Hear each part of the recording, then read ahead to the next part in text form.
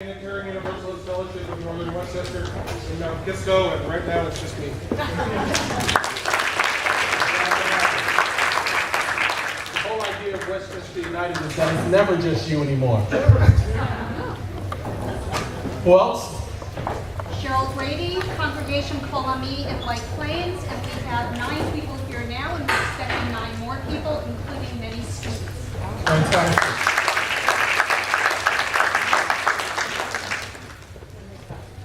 Sarah, you've been acknowledged? Yeah. Okay, great. I'm Lila Foldis. I'm here with Just Congregations, which is the Reformed Jewish national denomination effort to get synagogues around the country involved with organizing just like this. Oh, fantastic. Is somebody from my church going to stand up? There we go. Lovely Macaulay, Greater Centennial, AME Zion Church, and we have 32 people here. All right.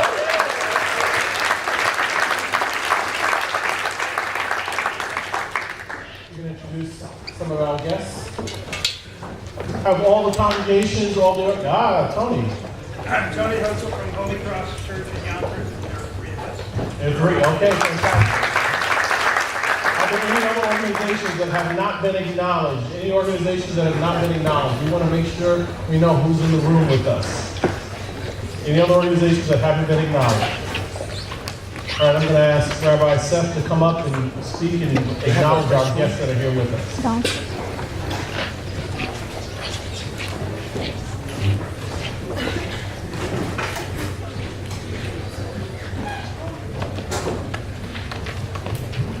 I want to acknowledge all of us who are guests here, but all of us who are here together to work together.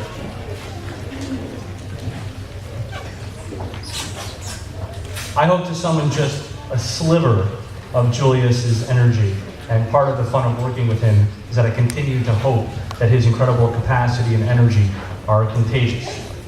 I'm here tonight to speak about the purpose of tonight's meeting, but to talk about the purpose of tonight's meeting for me takes me back a long way, although it won't take me too long to tell it. It takes me back to sitting in my synagogue in Armagh, where we try very hard to do what in our tradition we call tikkun olam, the repairing of the world, but where oftentimes we felt like we were continuing to put band-aids on problems. And it wasn't that we were running out of band-aids for people who so desperately wanted to help others, but that we felt that there were problems too big for us to solve. And I remembered that I didn't go to rabbinic school. I didn't decide to do what I do with my life because I thought doing just enough was just enough. I learned in rabbinic school that my tradition teaches that every single human being is created b'tselem Elohim, that each one of us has a spark of the divine inside of us. And I grew up in a country and believed when I was taught that all human beings are created equal. That's the great democratic tradition that I inherited, that all of us share. And I was sitting in Armagh and watching not everyone be treated equal. And I was seeing the image of God that rests in so many human beings be derogated and scorned, and I find myself powerless to do anything about it. Then I heard about something called congregation-based community organizing, and I got interested. And I sat down with a couple of friends, including Rabbi Josh Davidson, sitting right next to me, and Lila Foldis, who's out here, and Mike Geekin, honorary rabbi to me. And with some visionary help with people from UJA and the Elias Foundation, with support and interest of members of my congregation, we started what's been over 22 months of organizing. The organizing everyone in this room knows, which is sitting down with other human beings face to face and realizing that amongst the many things we have in common is a passion to make this world better together. And so, after hundreds of people and community leaders have been trained and more than thousands of group meetings, finally, we stand here tonight at Holy Rosary Church in Portchester, and we are ready to begin.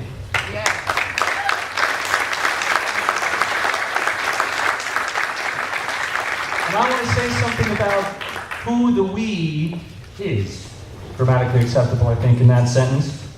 This was an effort, it did begin with rabbis and synagogue leaders, but now we are hosted by a burgeoning Latino community, which is one of many involved in taking leadership in our organization. My co-chair tonight helps lead one of the largest African congregations in the county.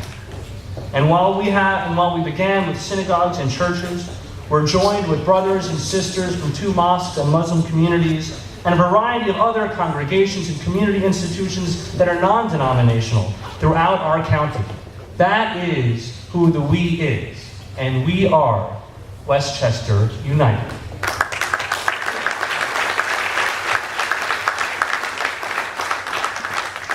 That's why I'm so thrilled to welcome all of you to our founding meeting, and by the end of tonight, promptly by 8:30, we promise, you will witness the launching of what I believe is going to be one of the most diverse or action-oriented organizations ever to exist in this county.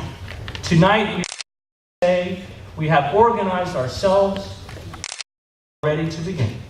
And tonight, we're going to share how we plan to do it.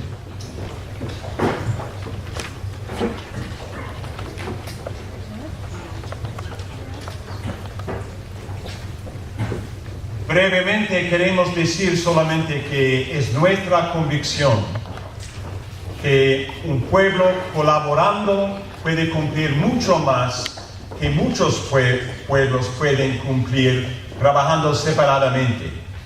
Es en esta unión, esta colaboración, que vamos a cumplir mucho para mejorar la vida de tanta gente viviendo en nuestro condado. Estamos aprendiendo modo de organizar persona a persona, un modo que se usa en muchas ciudades de este país por muchos años. Es nuestra esperanza. Colaborando juntos vamos a cumplir mucho en el futuro. Gracias.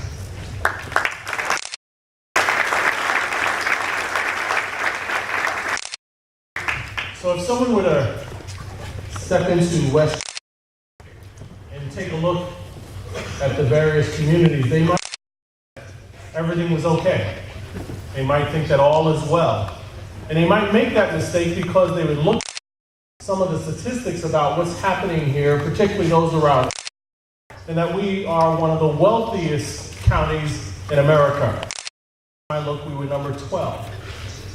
But they'd be wrong that all is well, that we're all the same and have all the same situations and concerns.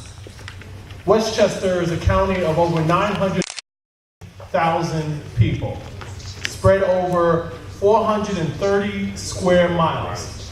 There are 45 municipalities, 6 cities, 19 towns, and 20 villages.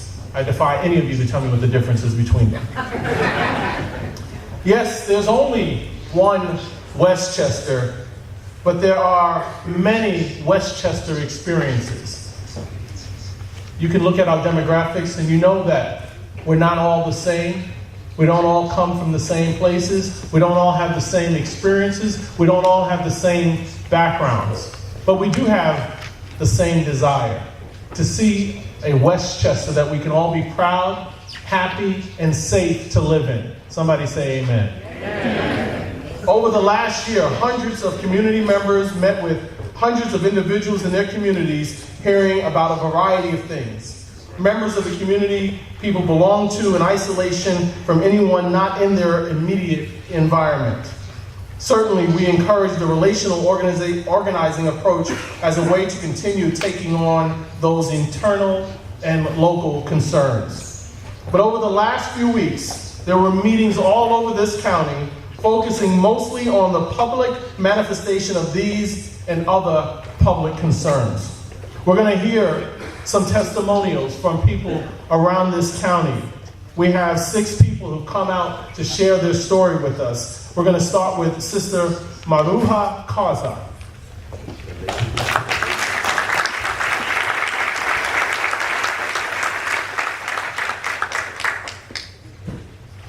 Hello, everyone. Hello. How are you feeling in our home? Great. Good? Great? Okay. We, from the bottom of our heart, we welcome you tonight, to this beautiful night. Even though it's raining outside, but here is full of joy tonight. I am a member of this community, Our Lady of the Rosary of Westchester. We are being involved in Westchester United for over a year and a few months more. Really, I'm very proud of it. We have 100 registered families, making up about 3,000 people in the community. This year, like many others, we have 2 listening sessions to find out the more processing issues that our parishioners experience. In our focus group, we were approximately 100 people, or a little more, who participated. We learned many issues of our community. What we felt it was very important to limit ourselves and, if you are going to talk, it's a lot, but just we are going to focus in 2, housing and school.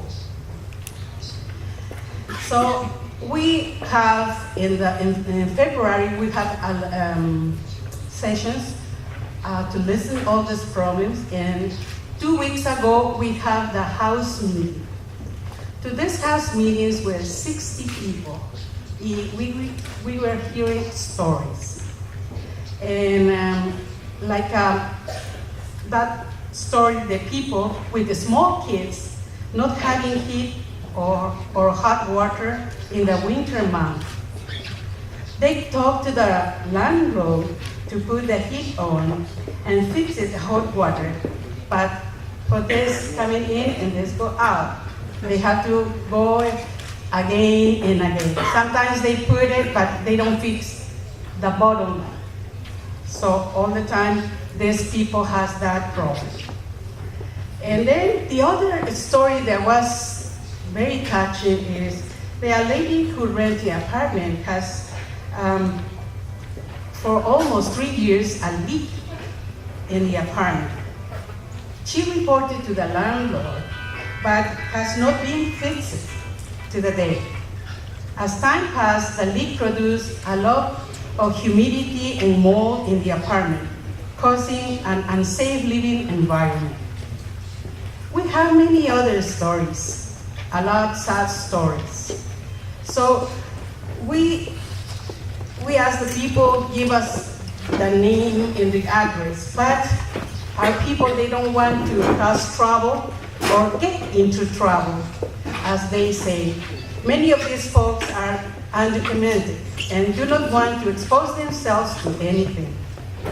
We are trying to figure out a way to help these people, so more to come on this in the future. We also heard stories about housing being foreclosed, but we need to do more research on this area. Our next step is to consolidate the groups of people that are going to continue to do more research on the stories, to consolidate the issues. We already have at least 20 people committed to work with us now and in the future. So that's why we are excited for that. So if something is going to happen. So it's just we are waiting. And now it's my pleasure to introduce our Ofelia Rodriguez, who's going to tell us another story.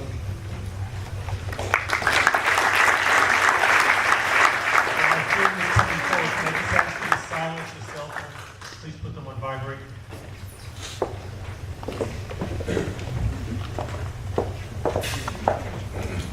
Good evening, Westchester United. Good evening. I think we need an applause for that one.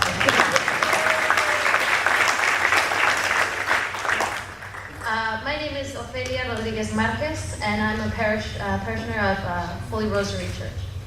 Not native to Westchester. I was born in Troy, New York, and my father was, while my father was completing his PhD in nuclear engineering.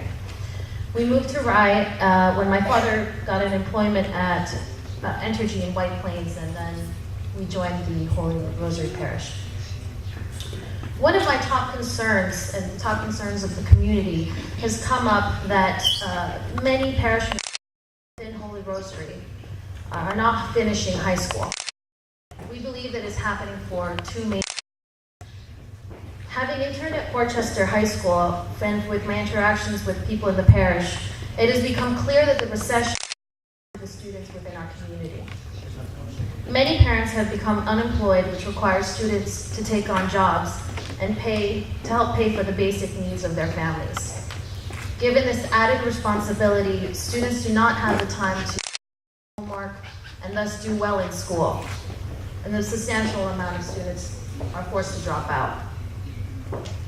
Many students are also led to believe that due to their migratory status, the dream of attending college is out of their reach. Some of this misinformation may be encouraged by school professionals. For example, my sisters and I were told by high school counselors in different districts that we were not college material, that the most that we could aspire to was jobs. Since then, the three of us went on to graduate from 3 excellent universities. I myself graduated from NYU, and now I'm a mathematics professor at Westchester Community.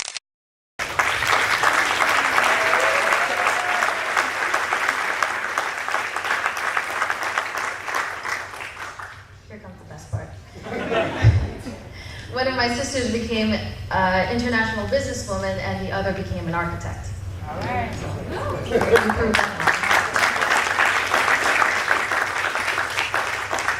believe that in addition to the recession, there are many students who simply believe they cannot be able to go to college because they are unaware of the several college scholarships and universities that do not require residency. Ignorant of these opportunities, students do not see higher education as even an option. During my years at Westchester Community College as a student and presently as a professor, I met various people who did not know of these options. Some did not know that they were eligible to attend Westchester Community College even after graduating high school, and many did not even know that they were eligible to finish their bachelor's degree at a 4-year university. It is my hope that together, through Westchester United, we will encourage adolescents to have the determination to stay in school, to continue into a higher education, and to go on to have successful careers, such as mine and those of my sisters. Thank you.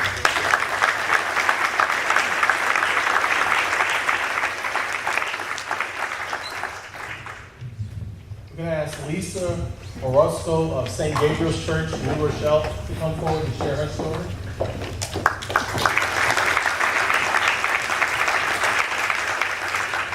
Good evening. My name is Lisa Orozco. I'm a member of St. Gabriel's Parish, which is located on the west side of New Rochelle, where some of you joined us for training this.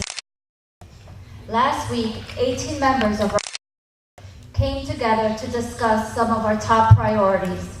2 major themes that emerged surrounded safety. During our discussion, parishioners mentioned that crosswalks and stoplights are not respected by when trying to walk their kids to school, specifically Palmer Avenue. There are several unsafe blocks where drugs are being dealt and the need to get streetlights reinstalled, especially Union Avenue, where people reported to no crack house and a disco that has turned into a location for prostitution and drugs. There is a bar that stays open all hours of the night, where a parishioner who works a 3 a.m. shift at Costco recently had to stop while driving by because someone was so drunk they collapsed in the middle of the street. Clearly, there are a number of safety concerns we hope to address and meet with the Chief of Police regarding these matters soon. The other theme that was echoed loudly surrounded our children's education. There is a general feeling that our children are not being pushed to reach their full potential to graduate. The high school, which services over 3,000 students, has a lot of security but very little discipline. It seems to us that kids hang out, cutting class, and carrying on. One parent told us of her daughter who tried to convince her mother by saying, "This is a different country. It's okay to use drugs." In response, the mother brought the daughter into the school counselor looking for some backup, to which the counselor said in front of the child, "It's not unusual for children in high school to use drugs." No, this is not okay. The mother was not looking to hear what is usual or not. She was looking for help in keeping her daughter from getting involved with drugs. Beyond this, there's a feeling like our children are not encouraged to finish high school and go to college. It's sad to say, but true. They will focus on those who are succeeding, while those who aren't, well, there just isn't enough time to help each and every one of them. There's an agenda that needs to be met. Now, there are a number of factors that play into this. I'd like to share with you my own personal experience, and I'll sum it up in a brief paragraph. Early on, I noticed some inconsistencies in my daughter's learning abilities, which pushed me to poke my nose where I wasn't wanted. It was only through my persistence that I was able to get my daughter tested for a learning disability. I am happy to say that my daughter's resilient spirit allowed her to graduate from middle school this summer with honors.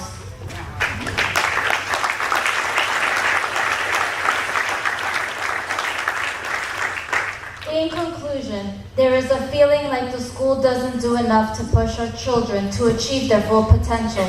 And there's also a cultural element of our own families not pushing their children to graduate and go on to college. Some of you heard my brother, Heriberto, talk about undocumented children whose scholarships were withdrawn when it was discovered they were undocumented. So as you can see, the problems are complex, and we will have to take some time to see where the members of our community are. But there is, without a doubt, a desire in our community to continue to work on this, and we will look forward to letting you know what we learn. Thank you.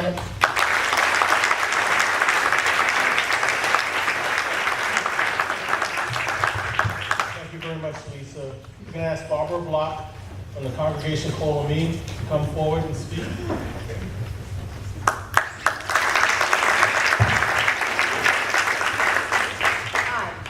As you know, I'm Barbara Block. This is my 44th year as a White Plains resident. I was very young when I started, maybe 3. I'm also a member of Congregation Call Me, a Reformed synagogue in White Plains. Also, this is my 44th year. 2.5 years ago, my husband passed away. Aside from the emotional impact on my life, there was another very, very important impact, and that was the financial one. When your spouse dies, each of us were getting a Social Security check every month, but when he died, I had to go to Social Security, and I was told that I could only receive one Social Security check a month, whichever one was the largest, and that was his. Even though that was a larger one, that was almost half my income. The other thing I found out, which I knew, was that the way his pension was set up, I would receive half his pension. So actually, my monthly income was practically cut in half.